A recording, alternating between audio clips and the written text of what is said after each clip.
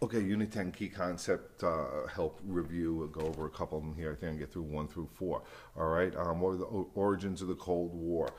So how did the Cold War begin as a result of the end of World War II? We go back to Yalta. It starts at Yalta when the big three sit down and decide what's going to happen with the Eastern European countries that are occupied by the Soviet Union. So this starts because you have the Allies on the occupying Western Europe, and you have the Soviets occupying Eastern Europe, all right, with a line going right down the middle, which Winston Churchill will call the Iron Curtain, all right? So you want to know that it starts with the division of Europe after World War II by the occupying forces. You have communists in East Europe, free democracies in Western Europe. The line goes right through Germany, so you have East and West Germany, and you even have an East and West Berlin inside of East Germany. All right, so this dividing line, this Iron Curtain, represents the beginning of the Cold War, with each side seeing each other as a threat, as a possible aggressor. Okay, which will lead us to set up our new policy with the Truman Doctrine of containment. While we have to live with the communists, we're not going to allow them to expand anywhere,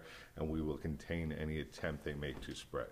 All right, so that's about number 1. Okay, so Yalta, division of Europe between East and West. 2 is describe the major events that characterized the United States' response to communist expansion.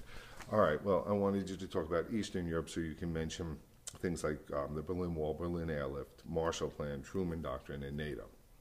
All right, get a couple of these and describe them a little bit. In Asia, you'd have to talk about Korea and the Vietnam Wars, okay? In Middle East, you would talk about Suez and Iran, okay? And in South and Central America, you, of course, would bring up Cuba, the missile crisis, the Bay of Pigs, and Nicaragua with the Sandinistas and the Contras. All right, so touch on a few of those to answer number 2. Number 3 is, how did the Cold War affect American life? Okay, so at home we have this huge paranoia, this increased level of fear and tension in our daily lives because of the possible threat of communism and nuclear war. So, and this is built upon, I mean, with convictions of Alger Hiss and Julius and Ethel Rosenberg for passing nuclear secrets and spying on us, helping the Soviets build atomic bombs. We have Senator Joseph McCarthy going around stirring up trouble, accusing citizens and government officials of being communists, remember, with no evidence whatsoever. So this leads to this heightened level of fear and tension throughout American society. And during the 50s and 60s, American schools in response will regularly hold bomb drills to train children what to do in case of a nuclear attack. And the government will urge American citizens to build bomb shelters in their basements and backyards to protect them in case of nuclear attack. Okay, so that should be number 3. Number 4 is, how did Virginia profit from the Cold War? All right, Virginia is going to do better than any other state during the Cold War, proportionally and economically, because of our proximity to D.C. We're going to have Hampton Roads. We're going to be home to several large naval and air bases. Norfolk, right?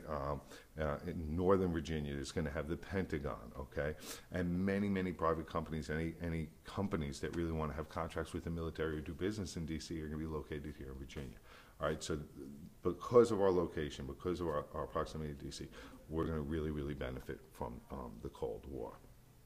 Okay, I'm going to cut this one off there. That's 1 through 4, and we'll pick up with a few more in another video.